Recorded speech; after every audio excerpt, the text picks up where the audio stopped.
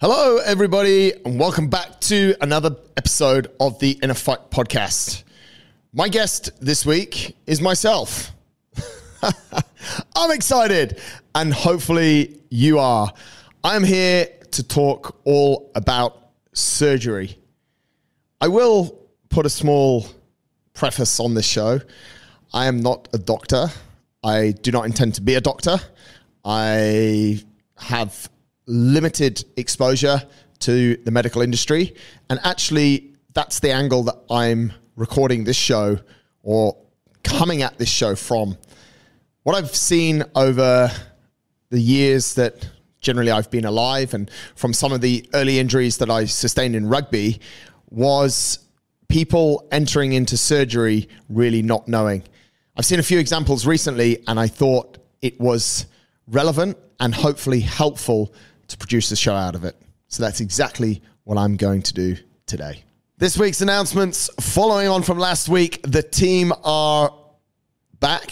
Actually, at the time of recording, sneaky little secret, they're on the way back from Korea semi-finals, where they placed a super impressive 11th in the CrossFit Games semi-finals. And a big shout out to the sponsors that made that possible: Global Property Wealth Network, Unbroken, Palmer Holding, and the WOD guys.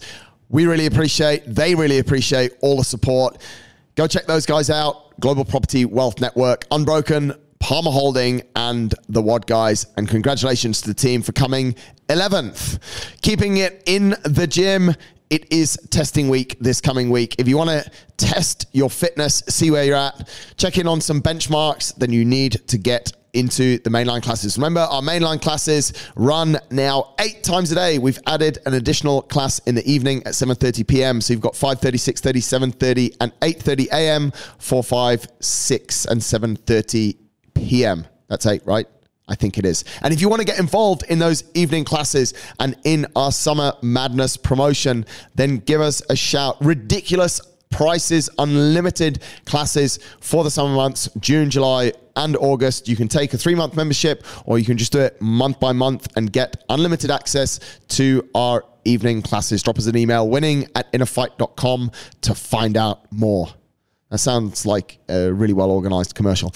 In other news, should I say, our friend Ron has left from Smith Street Cafe. Ron was with us for just over 2 years. We wish him all the very best as he goes to further his education down in Australia, where he told me I need to open a coffee shop so that he can work there in 2 years' time when he's finished his qualifications. Hopefully, we can make that happen. In endurance news, today, the day that the podcast comes out, or tomorrow, actually, I take off to Ultra X in Tanzania. We have a few athletes running over there. Super interesting race, 250 kilometers. If you're interested in something like that, let me know. If you're interested in coming to France in just a couple of weeks' time during the Eid, which starts at the end of the month on the camp actually starts on June the 26th. If you're interested in coming to Chamonix with us to run for a week, then please reach out, rj@innerfight.com. If you're a female that likes running, then Ladies Run Club is for you. Ladies Run Club takes place here at the gym Monday and Wednesday in the morning and also in the evening. It doesn't take place in person over the summertime, but there is an online program. So if you want to kickstart your running during the summer months, and you're a lady, even if you're not a lady, you can give Steph a shout, sh@innerfight.com. She'd love to hear from you. That's the announcements for this week. Let's get into the show.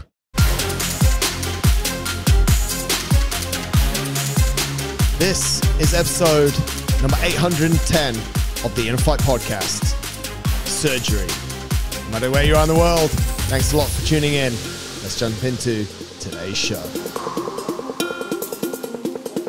Welcome back to the show. Did you like how formal I was at the start? I mean, definitely if I lived somewhere else, well, yeah, I could probably still get in trouble for this show no matter where I live. But I think this is a really important topic. I think a lot of people are sold surgery or are going into surgery or are told they need surgery these days, and they absolutely shit themselves which is fair enough, because if someone says, I need to go in there and I need to cut you open because there's something in there that I really need to fix, and if I don't fix it, then you could have longer term problems, then I understand that people shit themselves a little bit and they go ahead with the surgery. I want to kick this off. When I was about 17, 18 years of age, I was playing in a rugby match in a tournament here in Dubai, and I actually tore my medial ligament in my knee quite badly. And I was in a knee brace, couldn't walk, went for all the scans, and I fortunately got an appointment with who at the time was a consultant, or basically the England rugby doctor, a doctor by the name of Terry Crystal. And fortunately, I wasn't 17. I must have been 18. I was in my first year at university, and his practice was in Leeds. I lived in Leeds, and I managed to get an appointment randomly through a contact that I had. And he put me on his workbench, let's call it, in his doctor's surgery, or the physio table that he had in there, and he had to play around with my knee. And he said, wow, how this didn't snap, I really don't know. However, it is hanging on by literally the ligament had torn, but it had not completely torn. So it was like some fibers left. He said, you can see, and he'd get my leg and he'd sort of bend it in a direction that it wasn't supposed to go laterally, and expose the tears that I had. And he said, most doctors will tell you that this needs surgery.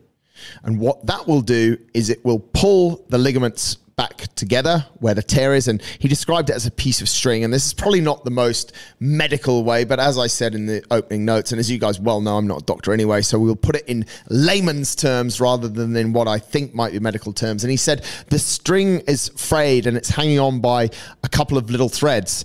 He said what surgery will do is pull all of those threads and the string together, but in doing so, it will slightly shorten the ligament, so make it a little bit tighter. He said what you then risk is re-injuring that ligament because it doesn't have as much movement in it. And I said to him, okay, and what's the option?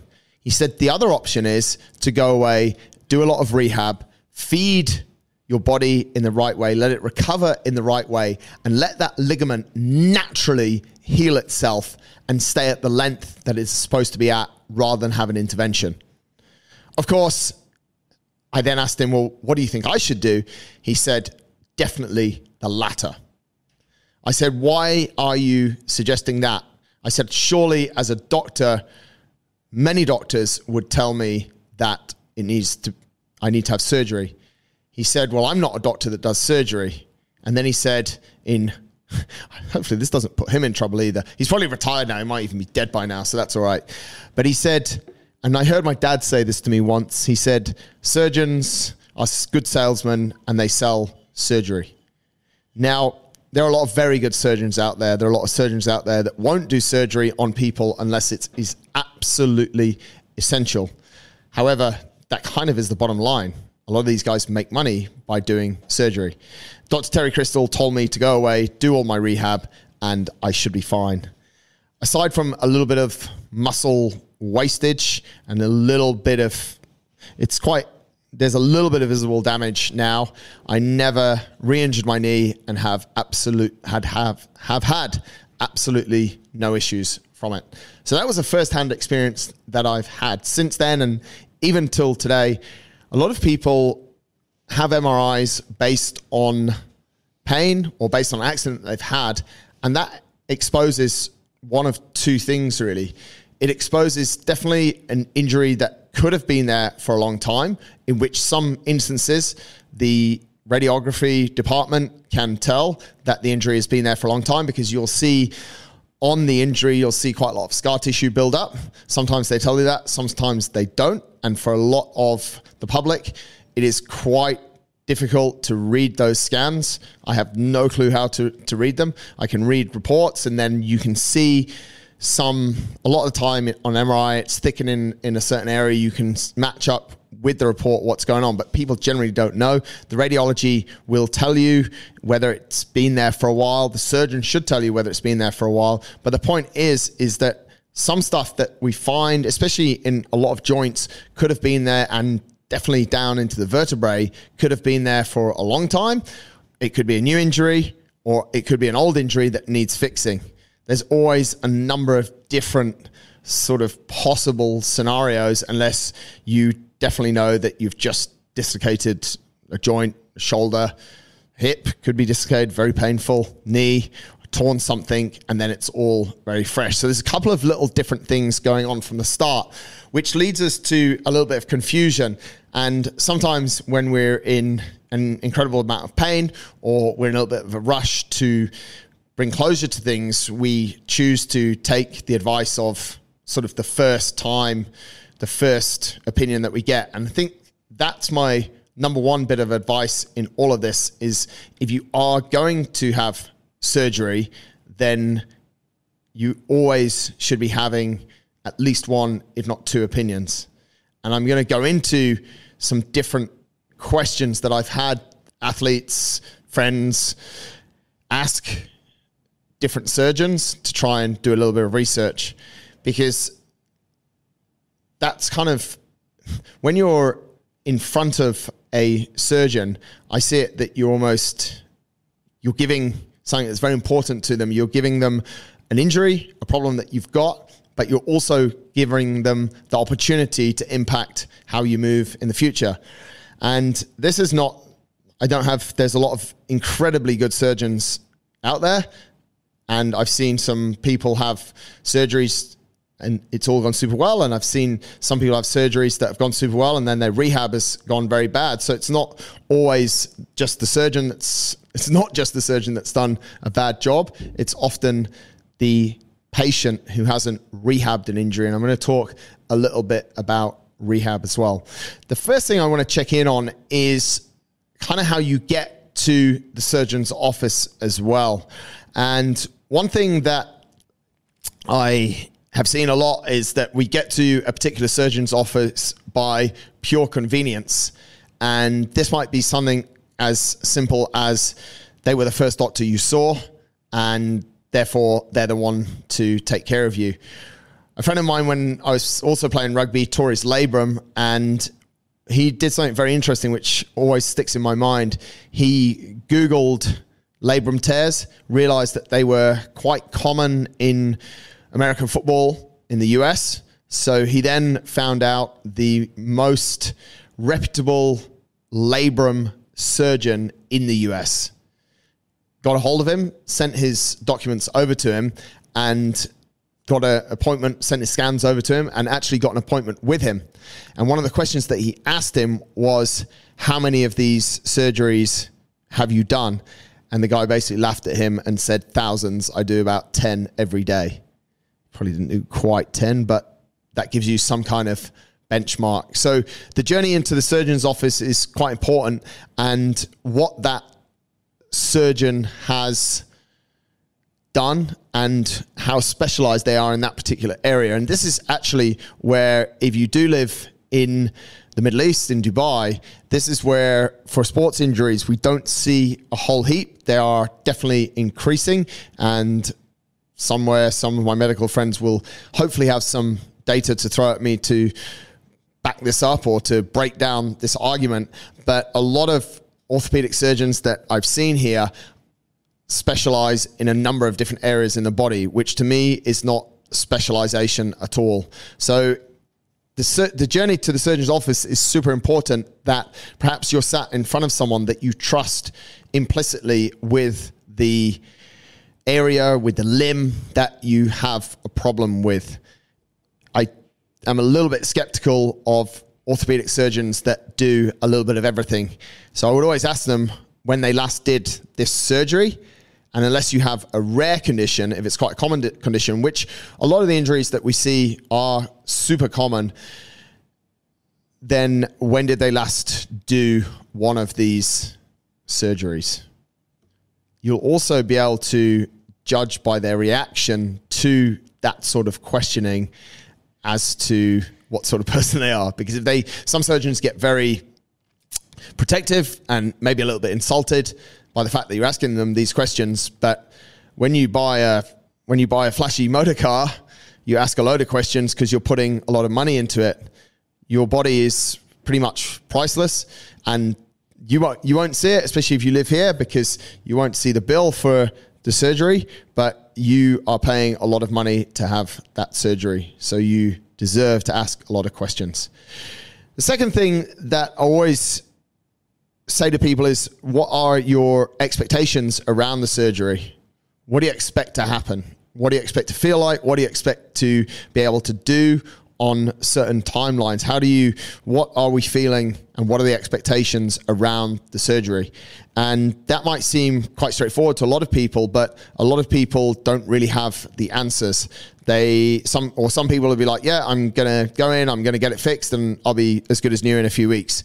Other people will be like, well, the guy said in 3 weeks, I'll be able to do this. In 6 weeks, I'll be able to do that. And in 12 weeks, I'll be able to do something else. From what I've seen, there's no hard and fast rules on things. We know from science and from people recovering how long certain things take to heal.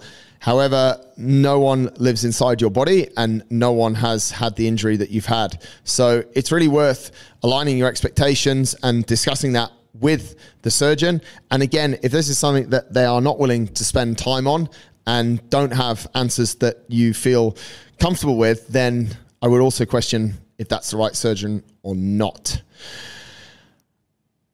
Next thing is about what the surgery is and how much you actually understand about it. And this is quite frightening. I hear a lot of people that have had surgery or that are taking medication and have not even done any research or the slightest Google or ChatGPT, whatever search engine you use these days, to understand what the surgery is or what the medication is and what the possible side effects are that coming from the surgery or the medication. So I think we have a big responsibility to understand a lot about our injury without getting, and I'll jump to this now, this was a point I was going to bring up later. There are a lot of support groups around various surgeries, and some of these can help you a lot. You can get a lot of information from them, but some of them can also be sort of quite toxic, and you'll get exposure to a lot of people that their surgery hasn't gone very well, or they say it hasn't gone very well. And that could be due to their surgeon, or it could be due to their own bad management of the surgery and bad management going into the surgery. So support groups are good, but you need to be a little bit careful with them. But they are good places to increase your knowledge of exactly what's going on, what you can expect, speaking to others that have had a similar surgery or taking a similar medication to you, I think is super important. But it really is up to you as an individual to educate yourself around the injury that you have. And I would really encourage people to really understand the surgery that they're going to have and the possible implications of it, and align that with your expectations. Maybe understand that first, and then you can set your expectations. Another point that we should really be taking into consideration when we're coming to surgery is the time that you have spent with the guy that is going to cut you open. What's that been like? What's it felt like? What's your connection with them felt like? Have you always felt rushed in the doctor's office? Is the guy chatting to you and looking at his phone? Because if he's chatting to you and looking at his phone, would he maybe do that in the operating theatre? If he's allowed his phone in there, maybe. And they do have their phones in operating theatres, because I've seen pictures that have been taken in operating theatres of people having had surgery. So if that guy was always on his phone during your consultation, a little bit rushed, is that a personality trait that might come into surgery? And yes, we're judging a book by its cover here, but these are the things that I'm always looking out for and thinking about when I do see medical practitioners, is how they're actually behaving in front of me and how I'm sort of being made to feel. And in I think it was about 2015, I had surgery on an umbilical hernia. So my belly button was basically, the end of it had exploded due to basically too much training. And the surgeon that I saw, he was a specialist in this. And from the moment that I sat in his office, I felt super relaxed. He gave me his full attention. He was very softly spoken, very calm. He explained to me that the procedure was quite normal, quite straightforward, although I would be under general anesthetic, and there was all this around it, but he was immediately calming. So and this is similar to a lot of interactions that we have with each other, is he immediately made me feel calm and confident in his ability. No matter how, and unless your surgery is life-threatening, then I think you have the time to build up a little bit of rapport with the surgeon. And if you're not feeling that rapport with the surgeon, then perhaps you need to be looking for a different surgeon. Opinions I spoke about, and the number of opinions you've had and how they might be similar or how they might differ. 2 is always good, especially if someone's going to cut you open. And I don't really know if there's much difference between a 2 to 4 week recovery and a 6 to 8 week recovery. You're still letting someone carry out surgery on your body, and you're still going through a recovery period, and there's still a high chance of something happening, both good and bad. So I think to have any surgery, a couple of different opinions, and also talking to 1 or 2 people, as I said before, not too many, because you can get almost overloaded with different opinions, and for everyone it's quite different. But 2 different or 3 different medical opinions is something that I think everyone should go through before they allow someone to cut them open.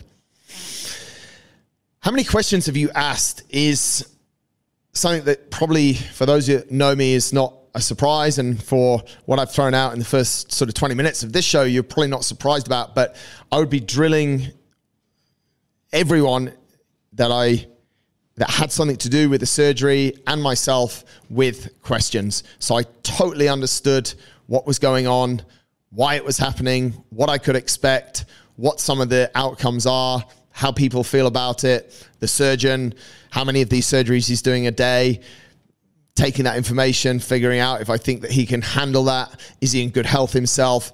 Loads of different questions. I think you can, yes, if you take every question and you overanalyze it, you could end up in a little bit of trouble. But if the more you know, sometimes cripples you, yes. But when we're talking about surgery in your body, I think it's something that's super important, and I don't think you can ask enough.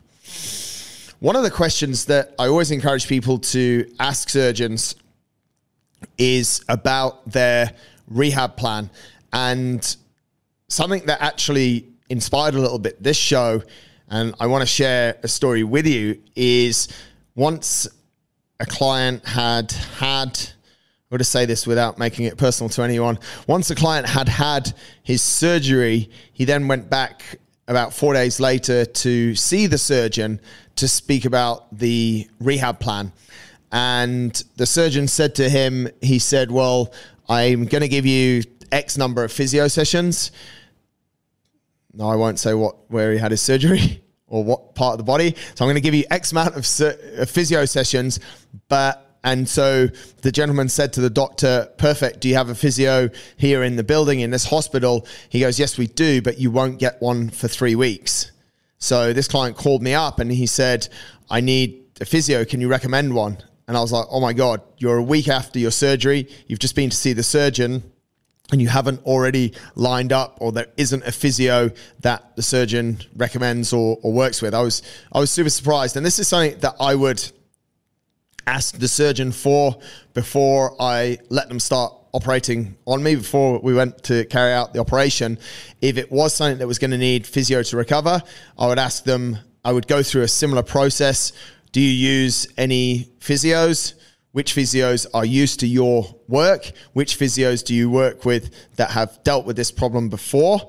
And I would go to a point where even if it costs some money, I would prefer to go and sit with that person just for them to lay out the plan and make sure that that plan of recovery, of rehab, of physiotherapy, of whatever sort of therapy it is to get you back to sort of full fitness aligns exactly with what the surgeon said, so that the surgeon and the physio are on the same page. And this sounds all super anal, but what we're trying to do here is we're trying to get you, well, we're first trying to understand, get full confidence in the surgery that's going to take place. And then secondly, trying to get you back into your sport, into your life, and could be into hanging out with your kids as fast as possible. So why go into something and not know what the plan is coming out the other end? 3 weeks after 1 week. So this guy would have had to wait 4 weeks. And the nature of his injury and the surgery is that it actually needed mobilizing quite fast. And we brought him in, and Milos worked with him. And 4 weeks from the date of surgery, he was actually able to run, which is quite phenomenal.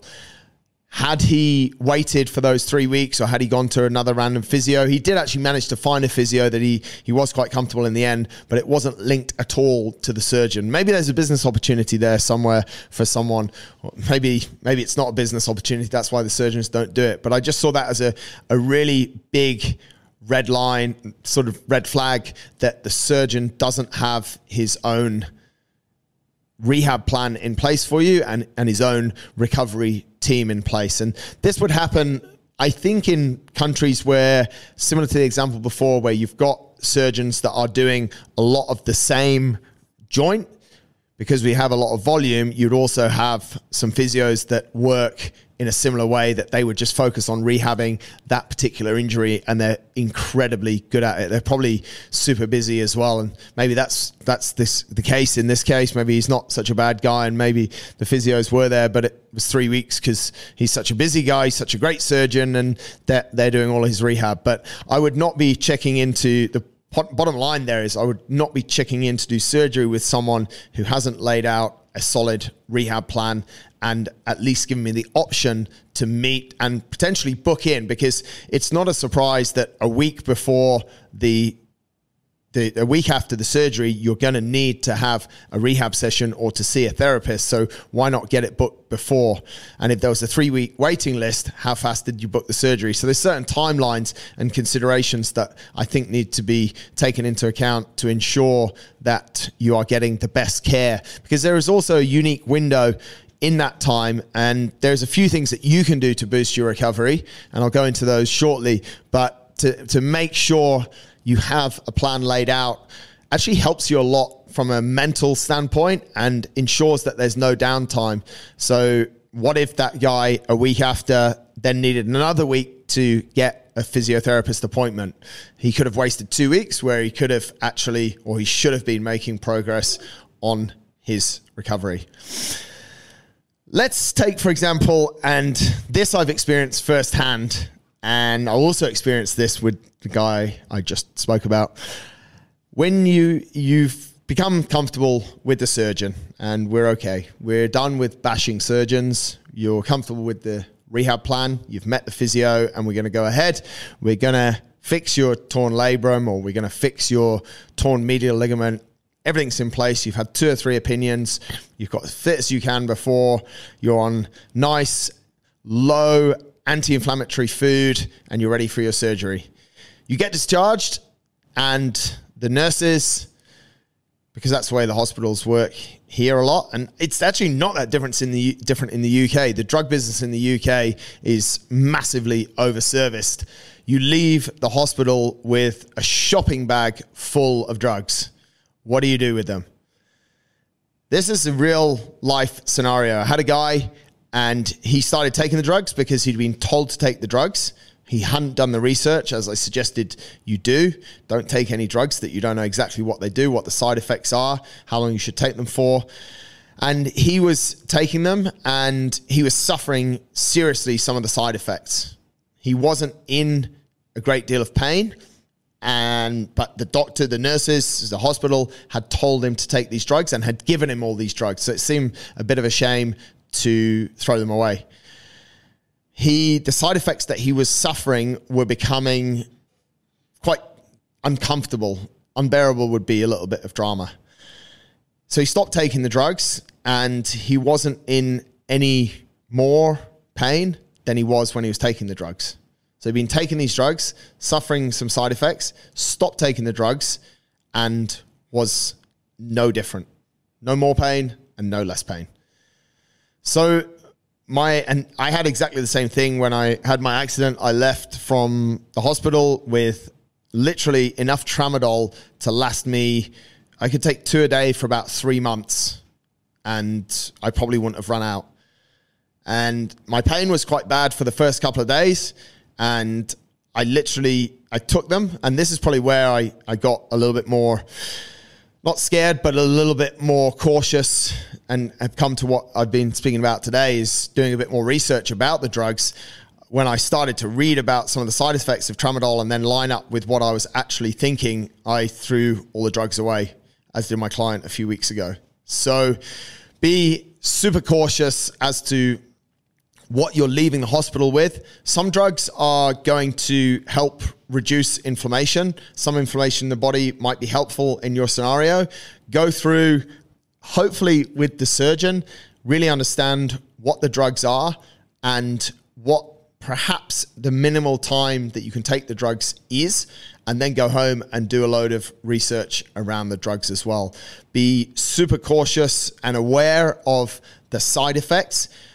And one thing that the medical industry, and this is a straight shot at the medical industry, is good at doing is giving you another drug to satisfy the side effect of the drug that you're on, even though you might not necessarily need to be on a drug. There's some super powerful painkillers out there, which for a lot of people can cause constipation. And there's some drugs out there that will stop the constipation. So you could end up on two drugs, but you might not be in any pain at all. You might be in pain and you might need to take them both. That's a really simple example, but be a little bit careful of the drugs that you're taking.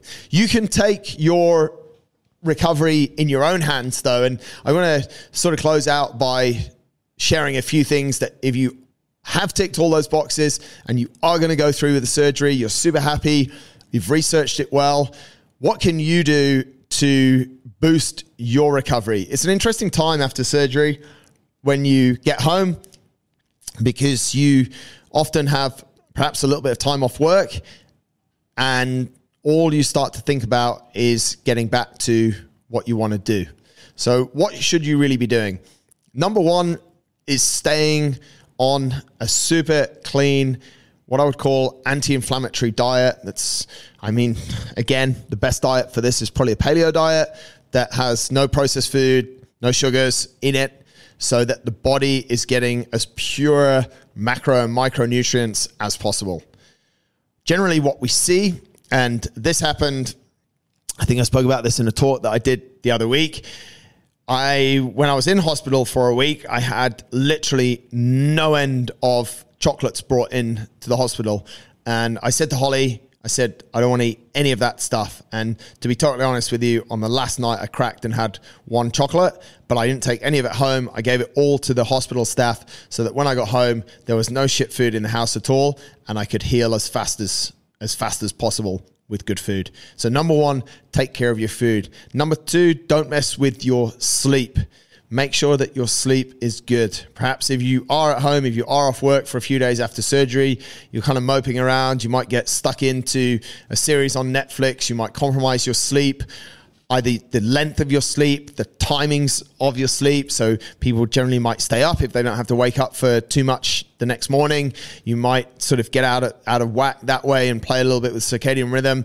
Continue to focus on your sleep. Try to sleep 9 to 10 hours a night. Try to get to bed within a few hours of it getting dark, so 8, 9 o'clock, and waking up when it gets light. That will be really, really helpful for your recovery, because your body is in flow with circadian rhythm, and that is the best way that it works.